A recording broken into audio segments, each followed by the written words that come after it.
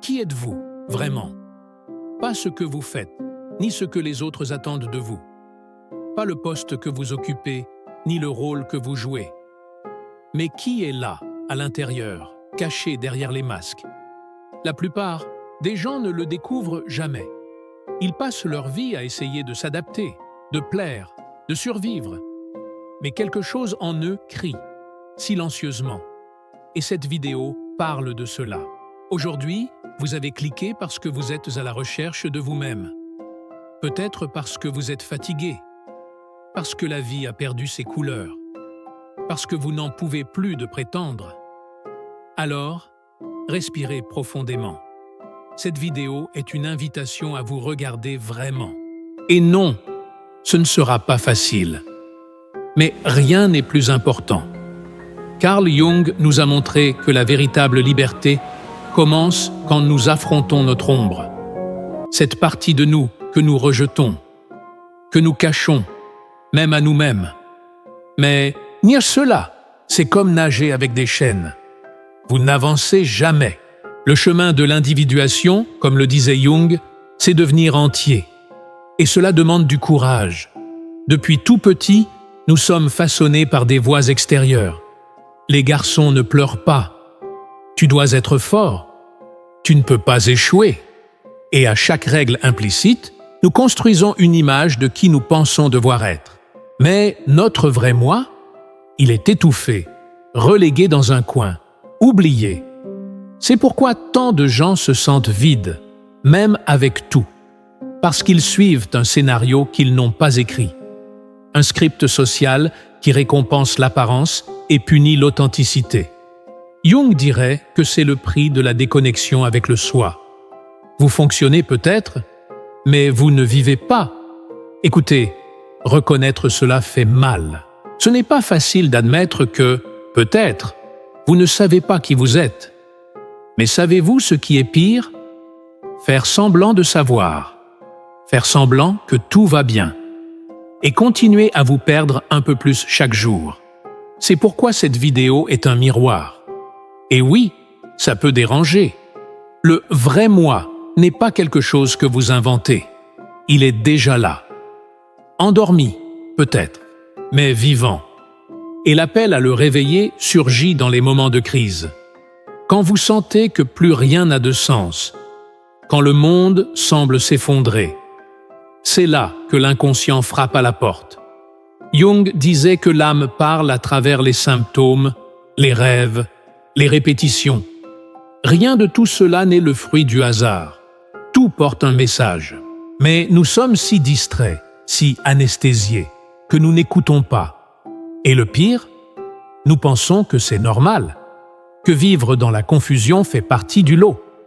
Mais ce n'est pas le cas. La confusion est juste un signe que quelque chose doit être regardé, que vous essayez de suivre un chemin qui n'est pas le vôtre. Et même le corps réagit. Anxiété, insomnie, épuisement, apathie. Le soi vous appelle. Et vous prétendez que c'est juste de la fatigue. Il faut du courage pour s'arrêter et écouter, pour se demander « Est-ce vraiment ce que je veux ou est-ce juste ce qu'on attend de moi ?»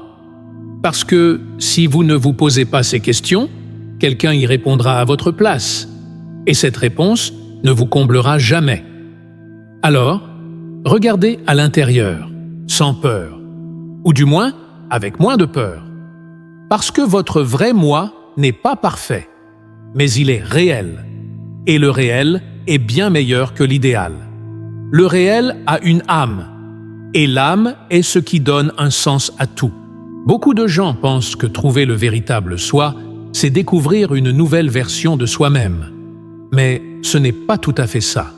C'est plutôt comme se souvenir de quelque chose qui a toujours été là, mais qui a été enfoui.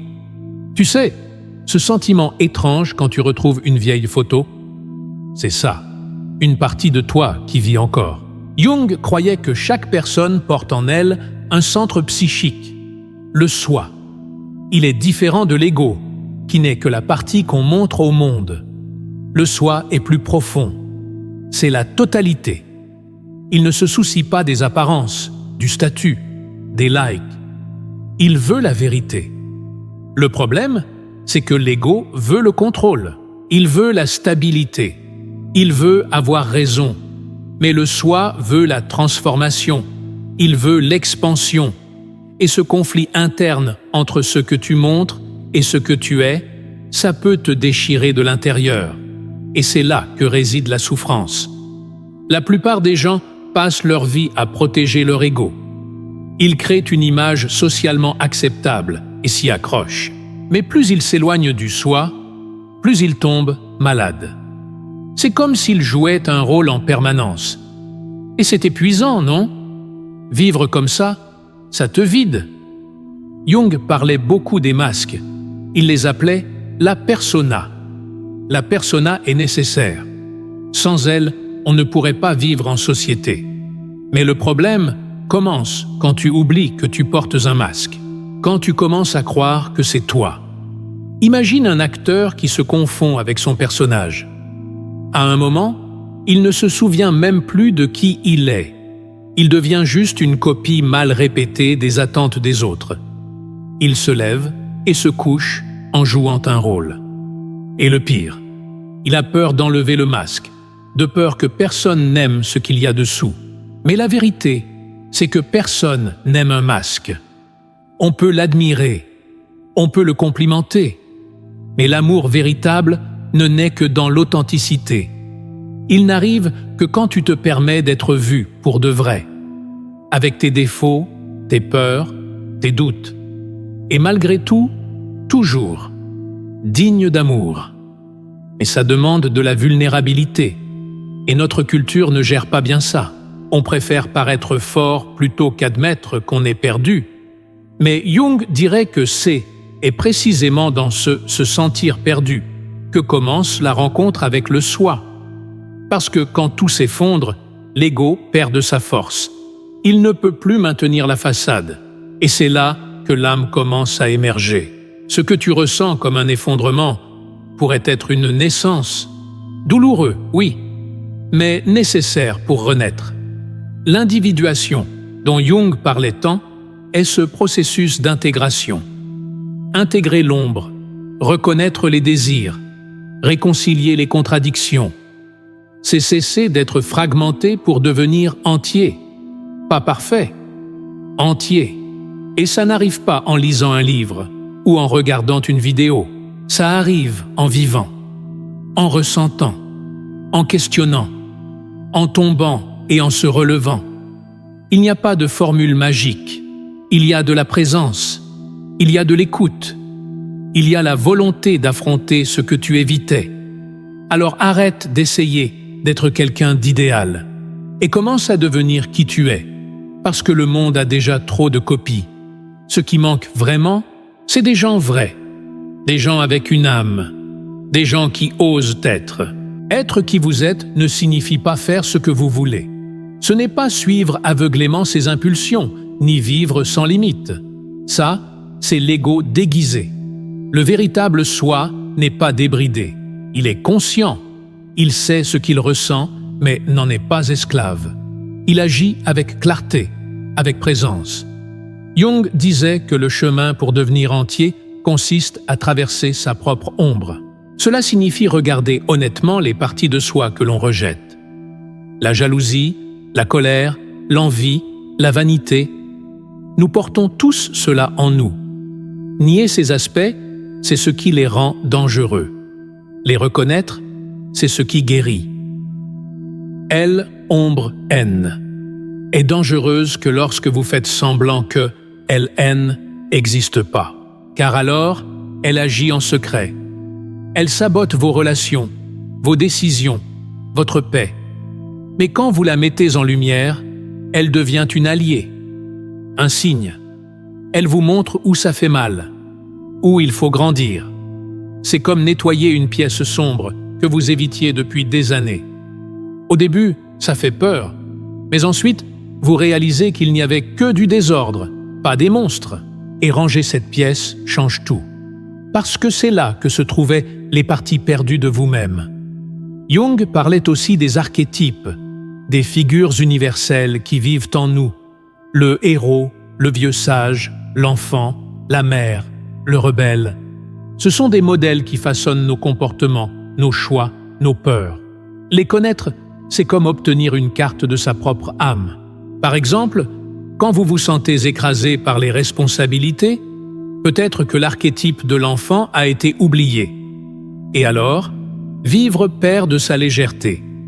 Ou quand vous vivez uniquement pour prendre soin des autres, peut-être que la mère intérieure est trop présente, en déséquilibre. Reconnaître ces mouvements intérieurs est essentiel. Car, sans vous en rendre compte, vous pourriez vivre une histoire qui n'est pas la vôtre.